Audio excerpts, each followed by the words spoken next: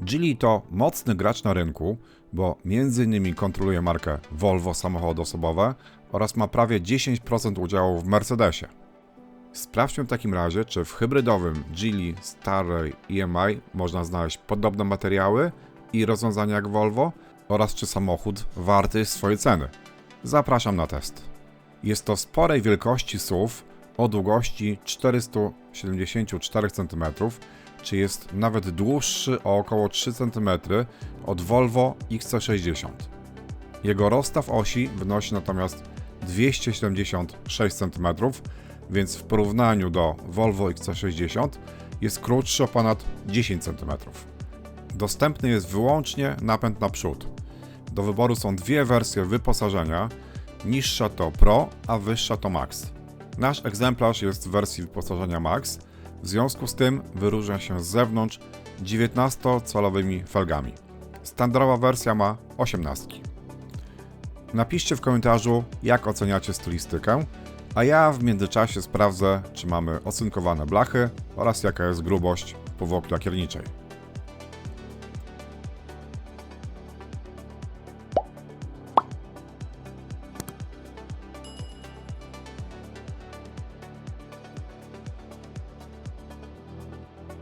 Większość elementów, które udało mi się sprawdzić, była ocynkowana. Trafiły się jednak elementy stalowe. Powłoka lakiernicza zewnętrznych części nadwozia głównie wahała się od 110 do 140 mikronów. Dla widzów, którzy wspierają kanał, w prawym górnym rogu pojawi się odnośnik do dłuższego filmu z pomiarów. Zobaczcie teraz, jak nasz samochód wypada w testach zderzeniowych Euro NCAP. W zeszłym roku w teście opublikowanym w grudniu dostał maksymalną ocenę, czyli 5 gwiazdek. Właśnie widzicie wybrane fragmenty, ale pod koniec będzie podsumowanie każdej ocenianej kategorii, czyli w kolejności ochrona pieszych, ochrona dzieci, ochrona pieszych i rowerzystów oraz systemy bezpieczeństwa. Zajrzyjmy w takim razie pod maskę hybrydowego Geely. Układ napędowy składa się z 4-cylindrowego silnika benzynowego o pojemności 1,5 litra, który nie ma turbo doładowania, a jego moc wynosi 99 koni oraz 125 Nm. Silnik benzynowy współpracuje z silnikiem elektrycznym o mocy 217 koni, który ma 262 Nm. Według producenta moc systemowa wynosi 262 konie, ale później sprawdzimy, jak deklarowana moc wypadnie w testach elastyczności. Katalogowe przyspieszenie od 0 do 100 wynosi 8,1 sekundy, a w moim teście wyszło mi trochę więcej, bo 8,53 sekundy. Test robiłem jednak w temperaturze -2 stopnie na oponach zimowych, więc prawdopodobnie w sprzyjających warunkach może być możliwe uzyskanie katalogowego przyspieszenia. Jak widać, maskę podtrzymuje w górze pręt. Z ciekawostek powiem Wam, że samochód nie ma klasycznego przycisku do uruchamiania silnika. Wzbudzamy go na przykład tak jak w elektrycznych samochodach Volvo, czyli poprzez naciśnięcie pedału hamulca oraz włączenie biegu. Silnik wyłączy się sam, jak wysiądziemy i zatrzaśniemy drzwi. W związku z tym, żeby silnik pracował tak jak na filmie, właśnie drzwi musiały być uchylone. Katalogowa pojemność akumulatora wynosi 18,4 kWh. Jest to, jak się domyślam, pojemność netto. Sprawdzę oczywiście w praktyce, jaka jest faktycznie pojemność netto od 20 do 100%, bo poniżej 20% nie pojedziemy na samym prądzie. Akumulator możemy ładować prądem stałym, teoretycznie do 30 kW. Za chwilę sprawdzimy, jaki mi uda się osiągnąć maksymalny prąd ładowania. Samochód podłączyłem do ładowarki przy około 20%. Jest to ładowarka, której maksymalna moc wynosi 175 kW, a jak widać moc ładowania u nas wynosi 18,3 kW. Na ten moment w każdym razie, być może troszeczkę później się zwiększy. Będę obserwował. Żeby akumulator naładować do pełna, potrzebujemy około godziny. Tak nam tutaj pokazuje komputerek. W tym momencie moc ładowania wynosi 21 kW. Był moment, że było już 22, ale wydaje mi się, że chyba tendencja może być już spadkowa. Zobaczymy. Mamy już 70% naładowania akumulatora. Zasięg teoretyczny na akumulatorze wynosi 50 km, a moc ładowania już troszeczkę spada, bo wynosi 18,8 kW.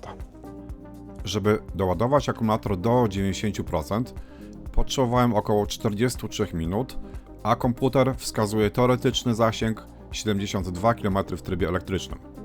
W praktyce na publicznej ładowarce rzadko ładuje się do 100%, z reguły ładujemy do 80 lub 90%, bo powyżej tych wartości ładowanie trwa długo, a dodatkowych kilometrów na prądzie uzyskamy stosunkowo niedużo. Ja jednak zrobię to, żeby sprawdzić dla Was faktyczną pojemność netto baterii, którą możemy przeznaczyć do jazdy w trybie elektrycznym. Żeby doładować do 100% potrzebowałem około godziny i 13 minut, a teoretyczny zasięg na prądzie wzrósł do 83 km, czyli już niedużo. Oczywiście zweryfikuję, ile faktycznie mógłbym przyjechać na w pełni naładowanym akumulatorze w trybie miejskim. Zgodnie z aplikacją doładowałem 17,5 kWh. Można przyjąć, że w naszym wypadku jest to pojemność netto akumulatora. No dobrze, to zakończyłem moją trasę. Średnie zużycie energii wyszło mi 19,9 kWh. Na dystansie 30 km, średnia prędkość 31 km na godzinę. Zostało jeszcze 4 km, ewentualnie do przejechania na prądzie.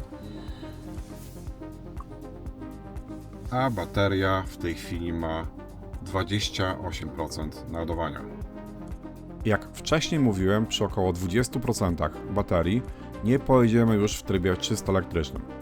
Samochód stara się zachować pewien zapas akumulatora potrzebny do uzyskania pełnej mocy napędu. Z mojego testu w trybie elektrycznym, który rozłożyłem na 2 dni, wynika, że na samym prądzie w mieście przejechałbym około 87 km. Dodam, że pomimo ujemnych temperatur nie korzystałem z podgrzewania kierownicy i podgrzewania foteli, natomiast samochód był ogrzewany tak, żeby było mi w pełni komfortowo. Z mojego testu wynika, że komputer wskazuje wiarygodny dystans do przejechania na samym prądzie w jeździe miejskiej. Jestem pozytywnie zaskoczony dość niskim zużyciem energii, szczególnie mając na uwadze, że test był przeprowadzony w ujemnych temperaturach. Napiszcie w komentarzu, jak Wy oceniacie zużycie energii w tym jednak dość sporym SUV-ie. Oczywiście, jeśli użytkujecie taki samochód na co dzień, dajcie znać, jak to wygląda u Was. Jesteście ciekawi ceny? Katalogowa cena maksymalnie wyposażonej wersji Max, czyli dokładnie takiej jak testujemy, wynosi 166 900 zł. Tańsza, ale bardzo bogata wyposażona wersja Pro to wydatek niespełna 150 000 zł. Ale uwaga! Aktualnie na stronie importera jest informacja o wyprzedaży rocznika, gdzie wersja Pro kosztuje niespełna 135 000 zł. Cena wydaje się interesująca, prawda? Czy też tak uważacie? Zaraz przejdziemy dalej i powiem Wam, jak wypadł test elastyczności, a nawet porównamy go do innych samochodów, ale teraz poproszę Cię o sprawdzenie, czy masz subskrypcję z zaznaczonym dzwoneczkiem, bo bardzo liczę, że zobaczysz mój kolejny film. Dodatkowo, jeśli możesz, to podbij film, a ułatwi mi to pozyskanie kolejnych ciekawych samochodów do testów. Opcja podbicia może być aktywna przez pierwsze 7 dni na Twoim telefonie po kliknięciu lubię to. Z góry dziękuję za polubienia i podbicia. Za chwilę sprawdzimy, jak wypada elastyczność w zakresie 80-120 km na godzinę i przy okazji posłuchajcie, jak brzmi dźwięk silnika przy takiej próbie, jak wciśniemy gaz do podłogi. Teraz jeszcze zwróćcie uwagę, że dioda w lusterku od systemu Bliss wygląda dokładnie tak samo jak w samochodach Volvo. W związku z tym jest duże prawdopodobieństwo, że ten system do monitorowania martwego pola jest dokładnie taki sam jak w Volvo.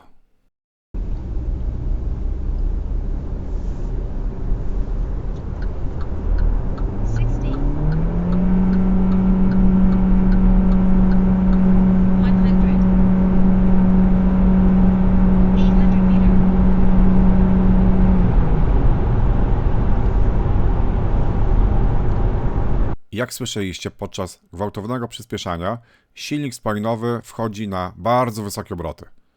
Przy jednostajnej prędkości 120 km/h już oczywiście obroty wyraźnie spadają. W moim teście maksymalnego przyspieszenia w zakresie 80-120 km/h uzyskałem 6,15 sekundy. Przypominam, że moc Geely wynosi 262 konie mechaniczne. Dla porównania, elastyczność w tym samym zakresie Skody Superb z napędem plug-in o mocy 204 koni wyniosła 5,44 sekundy. Jest spora różnica na korzyść Skody, pomimo tego, że Superb ma znacznie mniejszą moc systemową. Napiszcie w komentarzu, jaki nasuwa Wam się w związku z tym wniosek. Ja w tym czasie przechodzę do testu wyciszenia. Przy stałej prędkości 90 km/h, oczywiście na oponach zimowych, przyrząd wskazał około 68 dB. Przy takim poziomie hałasu jest dość komfortowo, ale jeśli chcecie porównać wynik z innymi samochodami, możecie zajrzeć do innych moich testów. Sprawdziłem też poziom hałasu przy stałej prędkości 120 km/h i sonometr wskazał około 72-73 dB. W mojej ocenie nie jest to już niestety wyjątkowy wynik. Zupełnie inaczej jest w jeździe miejskiej, jak gwałtownie nie przyspieszamy. Pod względem hałasu jest wtedy bardzo komfortowo, bo układ hybrydowy ma wysoką kulturę pracy, działa podobnie jak w samochodach hybrydowych Volvo. Jesteście ciekawi, jak wygląda zużycie paliwa w trybie miejskim? W takim razie sprawdźmy, jak to wypadło w moim teście. Zużycie paliwa z rozładowanym akumulatorem wynosi 6,4 litra na 100 km przy średniej prędkości 22 km/h na dystansie prawie 75 km. A akumulator, jak widać, jest rozładowany. Sprawdziłem też dla Was, jaki jest koszt obowiązkowych corocznych serwisów zawierający robociznę oraz części i materiały przy założeniu, że co roku przebieg nie przekroczy 10 000 km. Wysłałem zapytanie do 6 autoryzowanych serwisów, a odpowiedź dostałem od 2. Na ekranie wyświetlają się Wam właśnie koszty. Dodatkowo zapytałem też o koszt przednich klocków hamulcowych i uzyskałem odpowiedź, że kosztują w pierwszym serwisie 545 zł, a w drugim serwisie 553 zł. Do tej kwoty musimy doliczyć jeszcze koszt wymiany, który wynosi około 530 zł. Jak oceniacie te koszty? Są Waszym zdaniem przystępne?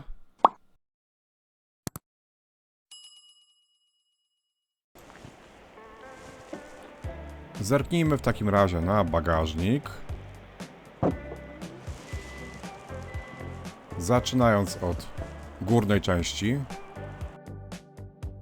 Jak widać, w górnej części mamy przycisk do otwierania i zamykania bagażnika, ale nie znajdziemy tutaj oświetlenia. Schodząc niżej mamy roletę.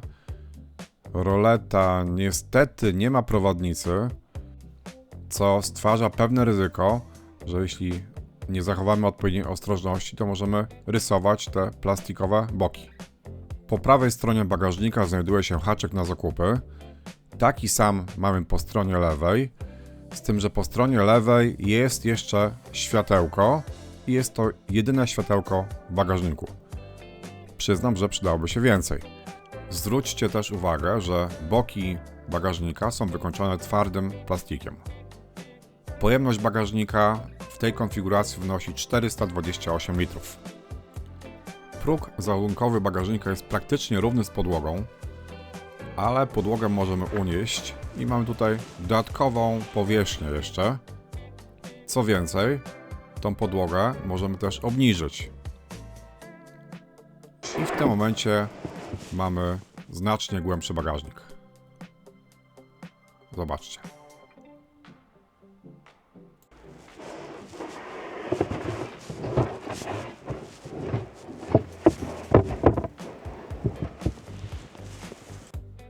Jeśli chcemy zdemontować roletę, to taka roleta zmieści nam się pod podłogą, ale nie ma tam dedykowanego miejsca, tylko musimy ją tak położyć po skosie. tym podstawowym ustawieniu długość bagażnika wynosi około 92 cm. Naturalnie oparcia kanapy możemy złożyć i jest to możliwe nawet od strony bagażnika. No to mamy złożoną jedną stronę i teraz jest złożona druga strona. Podłoga jest praktycznie całkowicie płaska, a długość po rozłożeniu wynosi około 176 cm, liczona do oparcia fotela kierowcy, który jest troszkę odsunięty do tyłu, ponieważ jest to fotel komfortowy, czyli jak wysiadamy, on się odsuwa do tyłu. Zobaczmy, jakie materiały zastosowano do wykończenia boków drzwi. Drzwi tylne. Tu jest miękko. Ten materiał bardzo przypomina mi ten, który jest stosowany w Volvo. Jak również tak samo ten materiał w dotyku. Tu jest oczywiście miękko, poniżej już jest twardo. W kieszeni również. Tapicerka ze skóry ekologicznej jest dostępna w każdej wersji wyposażenia, ale tylko w tej wersji wyższej, czyli Max, jest dostępna w kolorze karmelowy brąz. Przednie drzwi. Wykończenie na tym samym poziomie. Tu jest też materiał miękki. Skóra syntetyczna. Zwróćcie uwagę, że drzwi zamykamy w tym miejscu. Tak w pierwszym momencie można być zaskoczonym, jak się wsiada, że nie ma takiej widocznej klamki. A to jest właśnie tak. Maskownica też bardzo podobna do obecnie stosowanych w Volvo. Poniżej tej linii już jest twardo.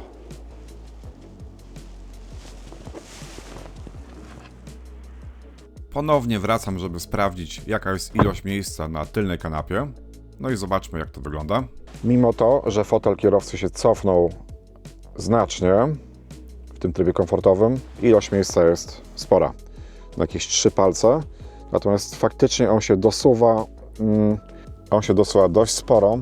W związku z tym tu naprawdę można się swobodnie czuć. Pochylenie kanapy jest ok, natomiast sama kanapa nie jest regulowana. No i ilość miejsca nad głową, zaraz sprawdzimy, bardzo duża. To jest aż tyle. Zupełnie pełna swoboda.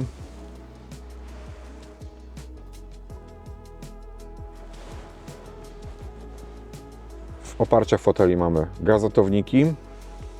Na środku są nawiewy. Poniżej mamy do dyspozycji 2 gniazda, jedno USB-C, a drugie starsze USB-A. Jest to ciekawe rozwiązanie. Niestety gniazda nie są podświetlone.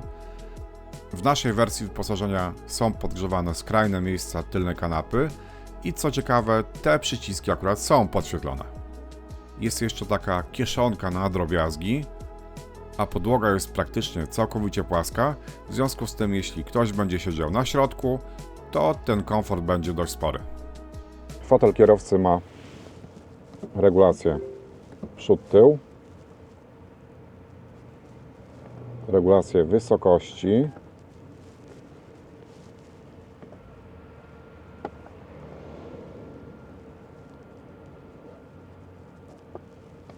zakres dość duży, widzę, jest. No i oczywiście regulację pochylenia. Zakres regulacji dla fotela pasażera jest jeszcze mniejszy, bo nie mamy tam nawet regulacji wysokości. Ogólnie jednak muszę przyznać, że fotele są w miarę wygodne. Szczególnie nie można narzekać na jazdę w mieście bądź na takich trasach krótszych. Miasto łączone z jakimiś takimi trasami podmiejskimi. Na bardzo długie dystanse siedzisko jest troszkę za krótkie, a najlepiej gdyby siedzisko było wydłużane, bo to siedzisko w Geely ma około 52 cm. Dla kierowcy przydałaby się też regulacja odcinka lędźwiowego. Bardzo interesująco wygląda ten tunel środkowy. Zaczynając od podłokietnika, jest on miękki, jest to skóra syntetyczna. Dno wyłożone jest taką gumą, która jest wyciągana, co jest bardzo istotne. Sam schowek jest dość głęboki.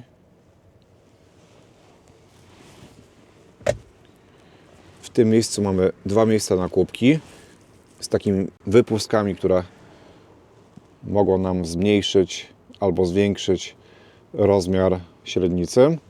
Dwa miejsca na telefony, w tym tutaj na ładowarkę indukcyjną. Bardzo fajnym rozwiązaniem jest natomiast ten panel, na którym mamy pokrętło do regulacji głośności, mamy też dźwignię do regulacji nawiewu, regulacji temperatury oraz inne przyciski związane z klimatyzacją i wentylacją. Takie rzeczy powinny być zawsze pod ręką, no i tu na szczęście są. Poniżej jeszcze jest taka półka, gdzie są 3 gniazda. Po lewej stronie gniazdo USB-C, po środku 12V i po prawej tradycyjne gniazdo USB-A. Sama półka niestety to już jest twardy plastik. Góra deski rozdzielczej jest też miękka, ale przy okazji tych 3 widocznych głośników chciałbym zwrócić Waszą uwagę, że ogólnie w naszej wersji jest ich aż 16, a audio jest naprawdę niezłe. Nawiewy są na desce rozdzielczej w tym miejscu ukryte. Schowek przed pasażerem posiada światełko i jest to światełko LED. Sam schowek jest twardy.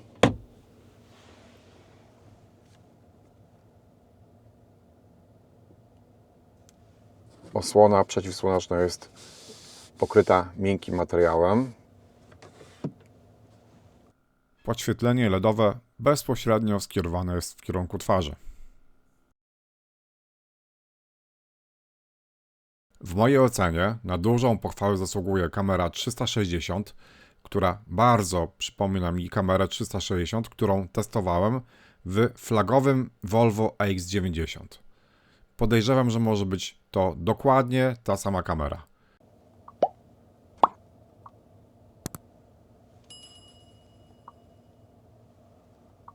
Między innymi wyświetlana jest tutaj odległość w centymetrach od przeszkody. Oczywiście dostępny jest też widok 3D. Od góry mamy dostęp do takich funkcji. To, co jest ważne, to możliwość przede wszystkim wyboru trybu, czyli hybrydowy, elektryczny bądź taki maksymalny, no powiedziałbym sportowy, ale no w tym wypadku to może nie jest akurat odpowiednie słowo. I tutaj też możemy regulować jasność ekranu. To jest akurat bardzo ważne.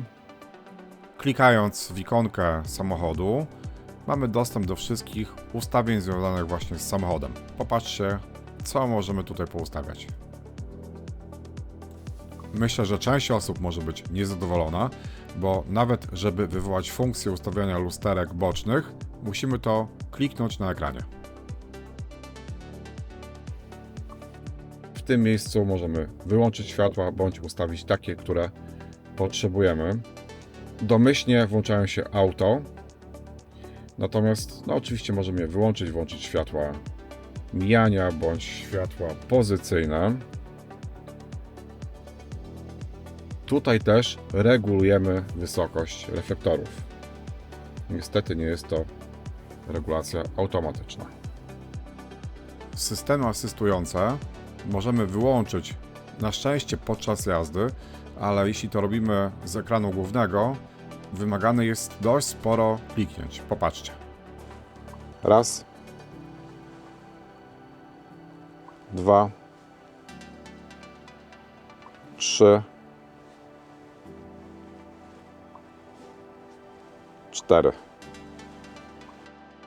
Co najmniej 4 kliknięcia musimy tutaj wykonać. Niestety nie da się tych czynności zrobić nie odrywając wzroku od drogi.